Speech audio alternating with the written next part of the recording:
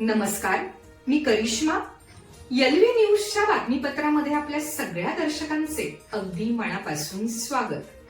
आपण पाहत आहात एलव्ही न्यूज.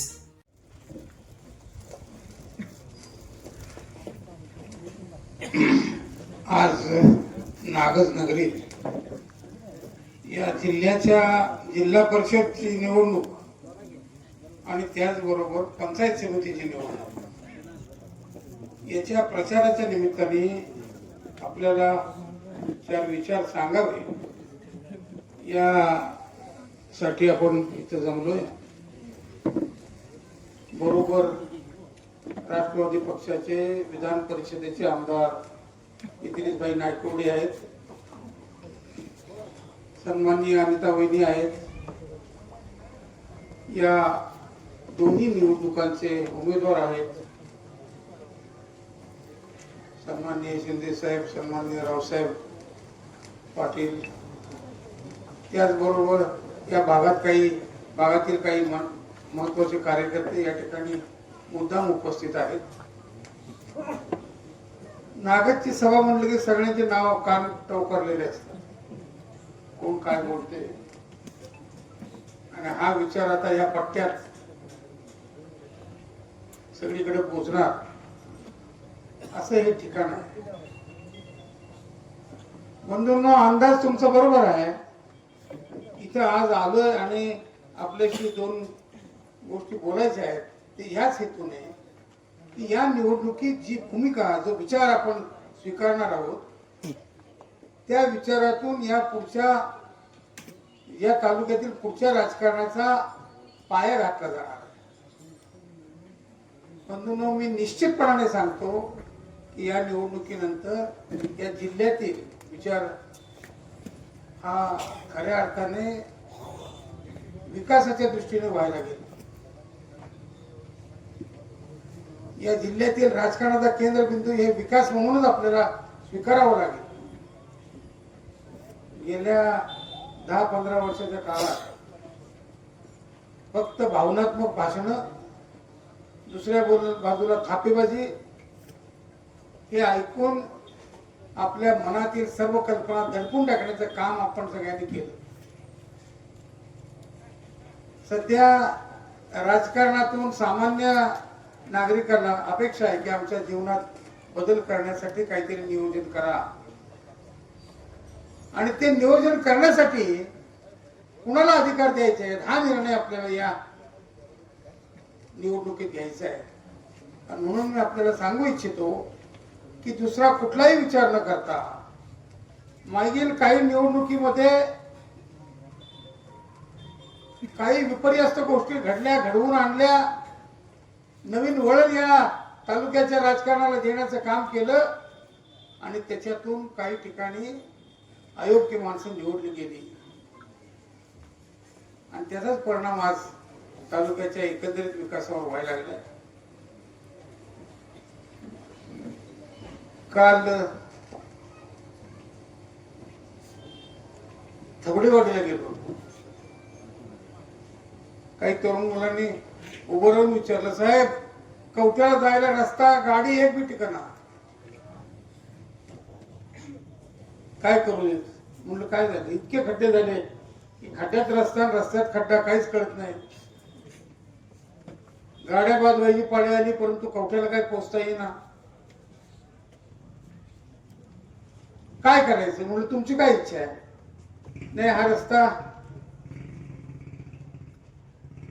दुरुस्त झाला पाहिजे. म्हणलं योग्य अपेक्षा आहे आणि योग्य ठिकाणी तुम्ही मुद्दा काढला, परंतु हाच मुद्दा मागच्या 2-4 निवडणुकीत तुमच्या समोर आलेल्या लोकांच्या सुद्धा तोंडासमोर विचारला असता तर आणखीन परिणामकारक झाला असता. हे कायमस्वरूपी मतदारांनी लक्षात ठेवलं पाहिजे की निवडणुकीत भावनाशील होऊन मतदान करणं म्हणजे आपल्या अपेक्षा पूर्ण होतील असं जर कोणाला वाटत असेल तर ते चुकीचं आहे. आणि म्हणून इथनं पुढच्या काळात खऱ्या अर्थाने जमिनीवरची वस्तुस्थिती लक्षात घेऊन आलेल्या संधीचा उपयोग करून कोण आपल्यासाठी रचनात्मक काम उभं करतंय. काय काय झालं, काय काय नाही.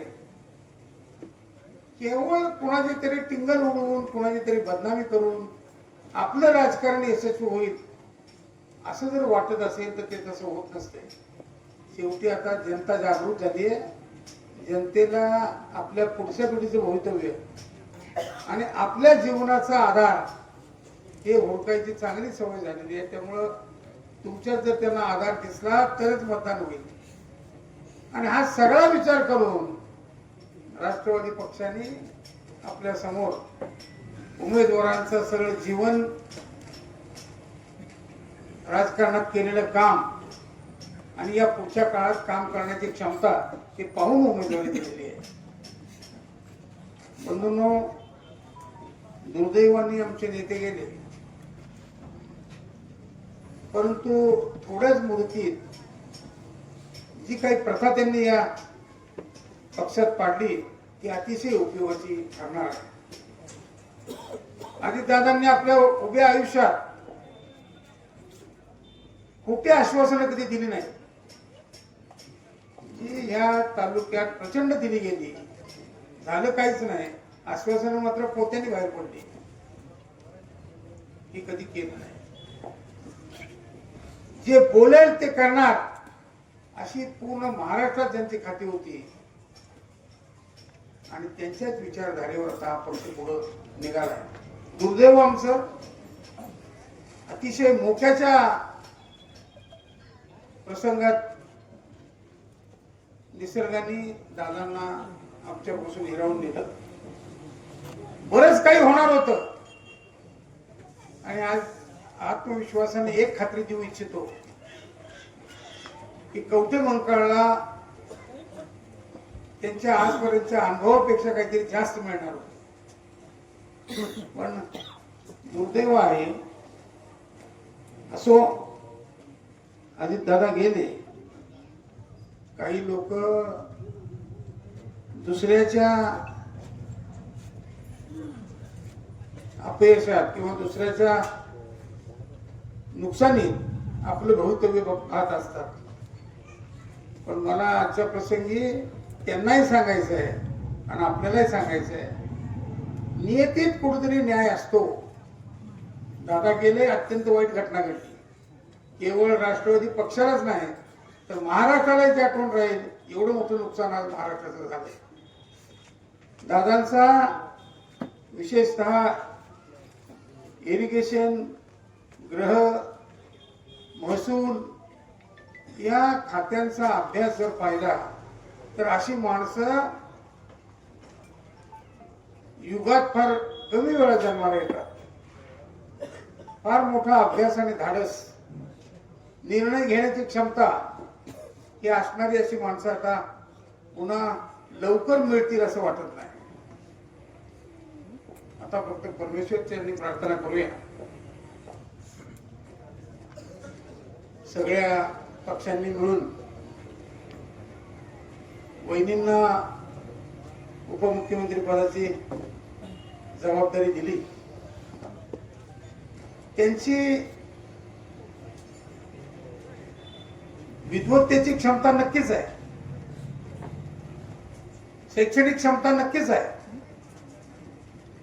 फक्त डावपेचाच्या राजकारणात महाराष्ट्राला तोंड देण्याची क्षमता जी दादांची होती ती कदाचित महिला म्हणून कमी पडेल. परंतु तुमच्या भागाच्या विकासाचा निर्णय घेताना कोणत्या खात्याचा निर्णय काय झाला पाहिजे याची मात्र क्षमता यांच्याकडे नक्की आहे. मी अनेक वर्ष जवळून पाहिले, त्यामुळं आपल्याला काही फार चिंता करायची काही कारण नाही आहे. प्रामाणिकपणा आहे, पारदर्शकता आहे. प्रामाणिकपणाने योग्य सल्ला या भागाच्या विकासासाठी घेण्याची त्यांची भावना आहे आणि या गोष्टीवर आपल्याला प्रामाणिकपणाने, निश्चितपणाने काही योग्य गोष्टी आपल्याला मिळवून पुढे जाता येईल आणि एक आदर्श तालुका म्हणून या ठिकाणी उभं करता येईल. याच्यात मला काही चिंता वाटत नाही. आणि म्हणून आपण फक्त हा विचार टिकवण्यासाठी हा पक्ष मजबूत करण्याचं काम करूया निश्चितपणाने आपल्या पदरात पुढच्या विकासाच्या काही गोष्टी पडतील. बंधूंनो, ही वेळ अशी आली आहे की आता निर्णय जर नाही घेतला तर नक्कीच आपल्याला पश्चाताप झाल्याशिवाय राहणार नाही. आजपर्यंत झालं ते झालं. काही विकृत गोष्टी ह्या तालुक्यात घडल्या, परंतु आता तरी माणसं ओळखण्याचं काम जर तुम्ही नाही केलं तर फार वेळ हा काळ तुमच्यासाठी सांगेल असं मला वाटत नाही. काळ पुढे जाणार, तुमचा निर्णय नाही झाला तर तुम्ही मागे राहणार. आणि म्हणून राजकारणातल्या वाईट चालीरीती सोडून द्या, बाजूला घातला आणि बरोबर तुम्हाला तुमचं जीवनमान घडवण्यासाठी, पुढच्या पिढीचं भवितव्य घडवण्यासाठी जे काही धोरणात्मक करायला पाहिजे ती धोरणं आज अंमलात आणण्यासाठी कोणत्या पक्षाची आणि कोणत्या लोकांची क्षमता आहे हे ओळखलं गेलं पाहिजे. आता ह्याच्यात सुद्धा काही लोक मला म्हणणार हे ओळखायला आम्हाला कसं येणार. आता एवढी तयारी झाली पाहिजे. 40-40, 50-50 वर्ष झाली तालुके होऊन आणि तालुक्यात राजकारण बदलण्याचंही काम तुम्ही काही वेळा केलंय. तर आता माणसं ओळखायची क्षमता तुम्ही घेतली पाहिजे, किंवा समाजातल्या ज्या लोकांवर तुमचा विश्वास आहे त्यांचा तरी सल्ला तुम्ही ऐकला पाहिजे. तुमच्यातला फक्त प्रामाणिकपणा पाहिजे. मगाशी रावसाहेबांनी सांगितलं, चांगलं भाषण केलं रावसाहेब. मला एकदा संधी द्या, मी माझं काम दाखवतो. एवढी शाश्वती असणारी माणसं आमच्या पक्षात आहेत, एवढा विश्वास असणारी माणसं आमच्या पक्षात आहेत. ही दादांचं स्वतःचं चारित्र्य बघून घडलेली माणसं आहेत. म्हणून या पुढच्या काळात खऱ्या अर्थाने या तालुक्याचा सर्वांगीण विकास जर करायचा असेल तर राष्ट्रवादीच्या विचारावर आपलं मतदान करा. बंधूंनो, मागच्या काही वर्षापासून महाराष्ट्रातल्या काही कोपऱ्यात विचार भरकटला. कुणीतरीच निवडून आलं की त्याचा समाजाशी काही संबंध नाही. आयुष्यभर थापा मारणारी माणसं सुद्धा या महाराष्ट्राच्या कानाकोपऱ्यात निवडून आली आणि पुन्हा एकदा भ्रमनिराश झाला. अरे बोलत होते एक आणि झालं एक. तुम्ही विचार करून मतदानच नाही केलं तर तेच होणार, दुसरं काय होणार. म्हणून या प्रसंगी तरी निदान आपण मागच्या पुढच्या घडलेल्या गोष्टींचा, घडणाऱ्या गोष्टींचा विचार करून या ठिकाणी मतदान करणं गरजेचं आहे. कुणी कुणी काय काय केलं, काय काय आश्वासन दिलं होतं, घडलं का ते? मग न घडल्यामुळे आमचं काय काय नुकसान झालं, त्या नुकसानीत कोणाला विचारायला? कुणी येऊन आमचे अश्रू पुसले का? काय झाले बाबा? जबाबदारी सांभाळण्याची क्षमता कोणाच्यात आहे हे तुम्ही आता ओळखलं गेलं पाहिजे आणि त्या दिशेने तुमचं मतदान झालं पाहिजे. आता प्रत्येक मतदाराला हा मंत्र जवळ येऊन देण्यासाठी वेळ आपल्याकडे नाहीये, परंतु या निवडणुकीत सुद्धा कमी वेळात जर या तालुक्यातील विचार प्रवाह बदलला, चांगला विचार, सुविचार डोक्यात घेऊन जर मतदान झालं तर तुम्हाला धन्यवाद देतो. आणि आज जाहीर सभेत मी सांगतो की नेते नसले तरी सुद्धा त्यांनी घडवलेले कार्यकर्ते आहे. या महाराष्ट्रात अनेक वेळा या महाराष्ट्राने संपूर्ण जगाला दाखवून दिलंय. काही वर्ष तर बिन राजाचं राज्य चालवलं या महाराष्ट्राने. ही क्षमता महाराष्ट्राच्या विचारात आहे, आचरणात आहे. आणि म्हणून त्याच धर्तीवर पुन्हा एकदा या महाराष्ट्राच्या कानाकोपऱ्यातील विकास, सर्वसामान्य लोकांच्या अपेक्षेचा विकास करण्याच्या दृष्टीने हा पक्ष निश्चितच वचनबद्ध राहील. एवढंच नाही तर कार्यकर्ते प्राण लावून या पक्षाच्या अपेक्षा पूर्ण करण्यासाठी, जनतेच्या अपेक्षा पूर्ण करण्यासाठी बाजी लावून आपलं काम पूर्ण करते. अनेक गोष्टी आपल्याला या ठिकाणी करायच्या आहेत. तुमचं सहकार्य पाहिजे. बंधूंनो, अतिशय कळकळीची विनंती तुमच्या पुढे करतोय. कशाकडे तरी बघू नका, ते थोड्या दिवसाचं आहे. देऊन देऊन काय देणार आहेत?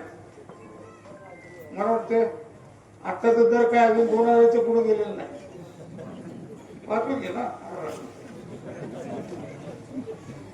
5 तरी या महागाईला किती पूर्ण राहणार? आणि हीच प्रथा जर या पुढच्या काळात चालू राहिली तर मगाशी कोणीतरी भाषणात सांगितलं, मग इथनं पुढच्या काळात ज्याला खऱ्या अर्थाने आपली गरिबी बाजूला ठेवून झटकून समाजाची सेवा करायची आहे, समाजाचं स्वप्न पूर्ण करायचं आहे, हिरिरीने काम करायचं आहे, जीवाची बाजी लावून काम करायचं आहे, त्याला नाही करता येणार. कारण निवडणूक सुरू झाल्याबरोबर पहिल्या संध्याकाळी जर 5,000 रुपये रेट निघाला तर निवडणूक पूर्ण होणार कशी? बंधूंनो, तुम्ही अपेक्षा करता सगळे नाही, एक 20% आहेत बघा, 20%. पण त्यांच्या अपेक्षा पूर्ण करताना कार्यकर्त्याचं काय होतंय हे एकदा त्याच्या आयुष्यात डोकून बघा. आणि मग तो जर कार्यकर्ता थंड पडला तर राज्याचं काय होईल? राज्य कानाकोपऱ्यातील अपेक्षांची पूर्तता आणि सामान्य लोकांच्या कामाची पूर्तता कशी करेल याचं जरा आपण अवलोकन करावं. मगापासून इद्रिस भाईंनी सांगितलं आणि मी सांगतोय, अजित दादा अतिशय खंबीर माणूस होता. खंबीर विचाराने, खंबीर आणि आचरणानेही खंबीर. परंतु तो माणूस सुद्धा अलीकडच्या या 4-2 महिन्यात थोडासा मनाकडनं हळवा झाला होता असं मला वाटतं. परवा माती सावळायला बारामतीला गेलो होतो. तिथं त्यांचे एक मित्र भेटले लहानपणापासून. दादा मी सुद्धा एकाच गावात शिकलो, पुण्यातच शिकायला होतो, त्यामुळे कधीतरी भेट व्हायची. तर त्यांचा एक मित्र होता किरण गुजर म्हणून, नाव सुद्धा सांगून टाकतो, नाव तरी कशाला लपवून ठेवायचं. तो त्या दिवशी भेटला मला बारामतीत आणि त्याने सांगितलं, साहेब फार वाईट झालं. म्हणलं आता ते वाईटचं वर्णन किती करावं तेवढं थोडं, इतकं वाईट झालं. काय करणार म्हणलं, आपल्या हातात काहीच नाही, पैसे. मग आता पुढं काय? पुढं काय नाही, एका विचाराने घट्ट झालो होतो. तुम्ही सगळ्यांनी वर्तमानपत्रातून दादा बघितले असतील, वर्तमानपत्रातून वाचलं असेल. मी तर 5-7 वर्ष जवळ त्यांच्या बरोबरीने काम केले इरिगेशन डिपार्टमेंटमध्ये. अनेक प्रसंगात दादा कुणाची बाजू घेतात, कुणाला पाठिंबा देतात हे जवळून पाहिलेला मी माणूस आहे. एकदा कोल्हापूर जिल्ह्यातलं एक शिष्टमंडळ आलं माझ्याकडे. मी मंत्रालयात बसलो होतो आणि ते शिष्टमंडळ आलं. त्यांनी सांगितलं की साहेब, कोल्हापूर जिल्ह्यातले पंचगंगा नदीवरचे सगळे बंधारे गळायला लागले, प्रचंड नुकसान व्हायला लागले आणि ही गळती वाढायला लागली. त्यामुळे पाण्याचा अपव्यय व्हायला लागलाय आणि कदाचित हे बंधारे हळूहळू पडायला सुरुवात होईल. हे दुरुस्त करणं अत्यंत गरजेचं आहे आणि म्हणून आपण काहीतरी करा. मी म्हणलं चला दादांच्याकडे जाऊया, कारण याला बजेट लागणार होतं. 1 नाही 2 नाही, शेकडो बंधारे होते. त्यामुळं हे काम मोठं आहे, आपण बजेटची प्रोव्हिजन करायची, दादांच्याकडे जाऊन सोय करूया. गेल्यावर दादा म्हणले, तिथे एक त्यांचे सेक्रेटरी बसले होते. त्यांनी बरोबर नको त्यावेळेला तोंड घातलंच. म्हणले साहेब बजेट नाहीये. मी म्हणलं बजेट नाहीये, मी बजेटची तरतूद करून आलो. दादांनी मागे वळून बघितलं, सेक्रेटरी साहेब जरा दम काढा, ते इथं आलेत, मला माहितीये ना कोण बोलायला लागले ते तुम्हाला उपाय सांगितल्याशिवाय बोलणार नाहीत, काय काळजी करू नका, थांबा जरा. आणि मी सांगितलं, दादा या जिल्ह्यातली पाणीपट्टी बरीच ठप आहे, कुणी वसुलीची प्रयत्न केलेले नाहीत आणि म्हणून मी आज तुमच्या एकत्रच सेक्रेटरीना सांगतो की वसुलीसाठी वेगळी टीम तयार करा, ती वसुली सुरू करा. जर वसुली अपेक्षेप्रमाणे नाही झाली तर मी कोल्हापूरला जाऊन 8-10 दिवस थांबतो आणि ती वसुली करून द्यायची व्यवस्था करतो. जशी वसुली होईल तेवढेच पैसे या दुरुस्तीला देण्याचं काम दादा आपण करूया. त्यांनी त्या सेक्रेटरीकडे बघितलं, झालं का समाधान? मध्ये बोलत जाऊ नका म्हणून सांगतो ते एवढं सांग. दादा म्हणले हे काय मात्र आहे मित्र की ही सवलत सगळ्यांना सगळ्या जिल्ह्यांना द्यायची का? बरोबर आहे तुमचा प्रश्न म्हणलं दादा, कुणीतरी तुम्हाला विचारेल की आम्हाला पडते, परंतु पाण्याचा खरा वापर या महाराष्ट्रात सांगली आणि कोल्हापूरने जेवढा केलाय तेवढा महाराष्ट्रातल्या कुठल्याही कोपऱ्यात झालेला नाही. आणि ही पाणीपट्टी ताबडतोबीने देणारा हा जिल्हा आहे. शेतीतून प्रचंड उत्पन्न प्रचंड परिवर्तन घडवून आणणारा हा जिल्हा आहे. म्हणून या जिल्ह्याचं काम आपल्याला करायला पाहिजे. ठीक आहे म्हणले, काय हरकत नाही. मला जरी कोणी विचारलं तरी ह्याच शब्दात मी सांगेन. आणि दादांनी तो निर्णय घेतला, मीटिंग पुढची 2-3 दिवसात दाखवली आणि त्या मीटिंग मधला निर्णय करून ती वसुली पूर्ण करून ती तरतूद बंधाऱ्यांच्या दुरुस्तीची करून दिली. त्यातला पहिला बंधारा हा शाहू महाराजांनी बांधलेला पहिला बंधारा होता, हे मी सांगितलं दादा. तर अशा पद्धतीने खऱ्या कामासाठी किंवा जनतेच्या हिताच्या आवश्यक कामासाठी त्या कामाच्या पाठीमागे उभं राहण्याची प्रवृत्ती दादांची खंबीरपणाची होती. या पुढील काळात तेच करावं लागणार आहे. परंतु एखाद्या कार्यकर्त्याचा खंबीरपणा जोर बैठका काढून होत नसतो. माग जनता किती आहे त्याच्यावर त्या कार्यकर्त्याचं मूल्यमापन होत असतं. आणि जनता जर तुम लढो हम कपडे संभालता है, जमलं तर कपडे संभालता नाही तो लेके भाग के जाता है, ही जर भूमिका जर जनतेची राहिली तर कार्यकर्ते नेते तयार होणार नाही.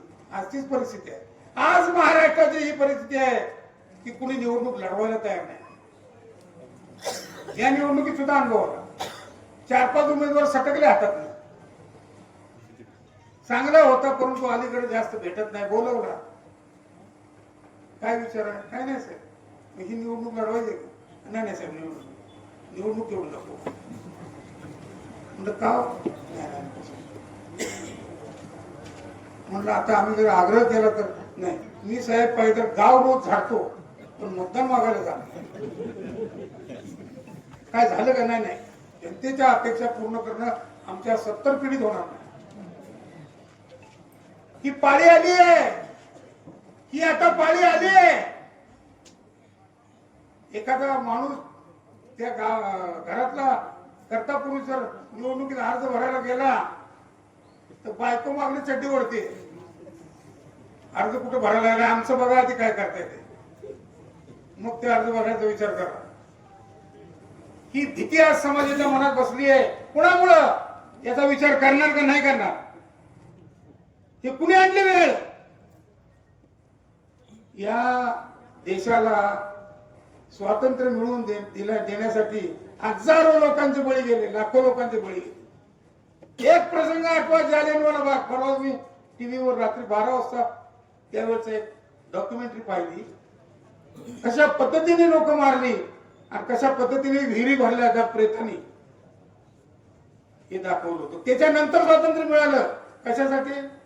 या प्रजासत्ताक भारताला स्वातंत्र्य देण्यासाठी ही माणसं लढली, ही माणसं गेली. आणि त्याच्यानंतर त्यांच्या हातात हे प्रजासत्ताक आलं. त्यांनी नाही काय थोड्याच लोकांनी गडबड केली, परंतु जनतेने काय केलं मी काय सांगत नाही काय केलं, पण तुमचं तुम्हीच ओळखवता काय केलं. आणि ही परिस्थिती जर राहिली तर मग या स्वतंत्र भारताचं प्रजासत्ताक कसं शिल्लक राहणार मला सांगा, आणि कुणाच्यासाठी उपयोगी पडणार? आज इथं बसलेली सुद्धा बऱ्यापैकी पुढारी मंडळी, याच्याशिवाय एक वर्ग घरात बसला. त्यांचं काय म्हणणं आहे? त्यांचं म्हणणं आहे सगळं मान सन्मान तुम्हीच भोगा, तुम्हीच खुर्चीत बसा, पण आम्हाला जगणुकीसाठी काहीतरी करून द्या. आणि ते जर होत नसेल तर मग खुर्चीत बसण्याचा अधिकार आपल्याला आहे का, हे कधी विचारणार आपण? म्हणून चांगली माणसं निवडून देणं ही या काळाची गरज आहे. आपण याचा विचार जरूर करावा.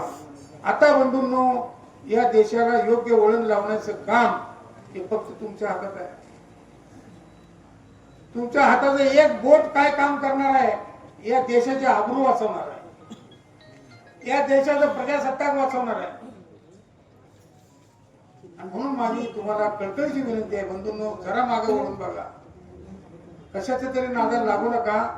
तुमचं मतदान फार मोलाचं आहे. या मतदानातूनच खऱ्या अर्थाने या राज्याची विकासाची गंगा पुढे चालू राहील. ती योग्य माणसांच्या हातात द्या. तुम्हाला चांगला अभ्यास आहे. यातल्या सगळ्यांच्या बरोबर नाही, पण एकेका बरोबर मी बोललेलो आणि हे विचारलंय त्यांना, काय तुमच्या अपेक्षा काय आहे? चांगली माणसं उभी करा साहेब, आमची अपेक्षा आहे. मग आता चांगली माणसं उभी केली, त्यातली निवडायची कोण? आम्हाला हातबल करू नका. आम्ही आमच्या आयुष्यातला वेळ काढून, माझं सोडून द्या, माझा हिशोबच काय करू नका. कारण हे सगळे टप्पे टुंपे खाऊन मी आता नर्मदेतल्या गोट्यासारखा सगळ्या बाजूने सारखाच जाते. मला काही फार फरक पडत नाही. परंतु तुमच्या भवितव्याचं खऱ्या अर्थाने जपणूक करायची असेल तर आमच्या बरोबर बसलेली सगळी माणसं यांच्या सल्ल्याप्रमाणे माणसं निवडून देण्याचं काम आणि त्यांच्या हातात या जिल्ह्याच्या विकासाच्या दोऱ्या देणं हे काम आपल्याला या पुढच्या काळात करायला पाहिजे. एवढी मी अंतिमतः आग्रहाची विनंती करतो.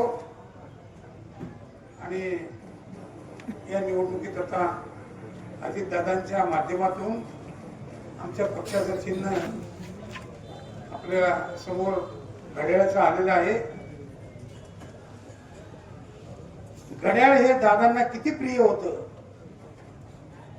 विमान जोरात पडल्यावर सुद्धा जीव जाताना हातात घड्याळच होते. किती भावनात्मक प्रसंग होता. आणि त्या घड्याळाचा विचार कुठपर्यंत नेण्याचा प्रयत्न या दादांनी केला. आपण आपल्यातला एक माणूस, कर्तबगारीचा माणूस, प्रत्येक जिल्ह्यावर काही ना काहीतरी कामाची छाप असणारा माणूस. त्यांनी विनंती केली होती आपल्याला, हे आठवून आपण सगळ्यांनी आपलं कर्तव्य म्हणून पुढच्या काळात आपल्याला या घड्याळाची नक्कीच मदत होणार आहे हे जाणून घेऊन या घड्याळाच्या लोकांना प्रचंड बहुमताने विजयी करा. हा निकाल जर अपेक्षेप्रमाणे लावून दिला, सांगाल ते काम करायला मी बांधील आहे. सांगाल ते माझ्या पुढे आणा आणि मी ते काम निश्चितपणे त्याची पूर्तता करून देईन. थोड्याच दिवसात परत एकदा अर्थमंत्रीपद हे राष्ट्रवादीकडेच येणार आहे. त्याच्यासाठी आम्ही जान की बाजी लगा देंगे, पण मिळवणारच. आणि त्या नियोजनातून अर्थमंत्रीपदाचा तुमच्या सगळ्या अपेक्षित योजनांच्या बाबतची आर्थिक तरतूद ही करून घेऊन त्या योजना पूर्ण करण्यासाठी आम्ही वचनबद्ध आहोत, हे मी या निमित्ताने सांगतोय. आता तुम्ही सुद्धा एक वचन द्यावं की दुसऱ्या कशाचाही परिणाम न होऊ देता मतदान करेल. वाजवा बरं टाळ्या, खऱ्या खोट्या.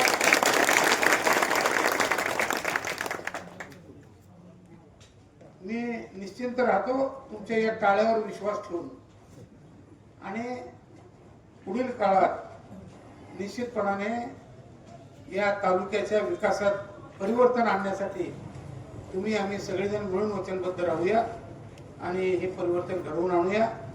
काही दुर्बल लोक आज आता इथं ऐकायला सुद्धा आले नाहीत, घरात बसली आहेत, त्यांच्या अपेक्षांची पूर्तता करूया एवढी या ठिकाणी मी आपल्या पुढं निश्चितपणाने वचन देतो. आणि आपण आजच्या प्रसंगी उपस्थित राहिला हे सगळे चार शब्द ऐकून घेतले, आम्हालाही ते तुमच्या पुढे बोलायची संधी निर्माण करून दिली. याबद्दल संयोजकांना तुम्हाला धन्यवाद देऊन मी या ठिकाणी थांबतो. जय हिंद, जय महाराष्ट्र. निवडणुकांचे अपडेट्स जाणून घेण्यासाठी आपल्या एलव्ही न्यूज चॅनलला सबस्क्राईब जरूर करा, लाईक करा, शेअर करा व कमेंट देखील करा. बेल आयकॉनवर प्रेस करा व नोटिफिकेशन्स मिळवा. पाहत रहा फक्त एलव्ही न्यूज. मुख्य संपादक विलास उत्तम लोखंडे.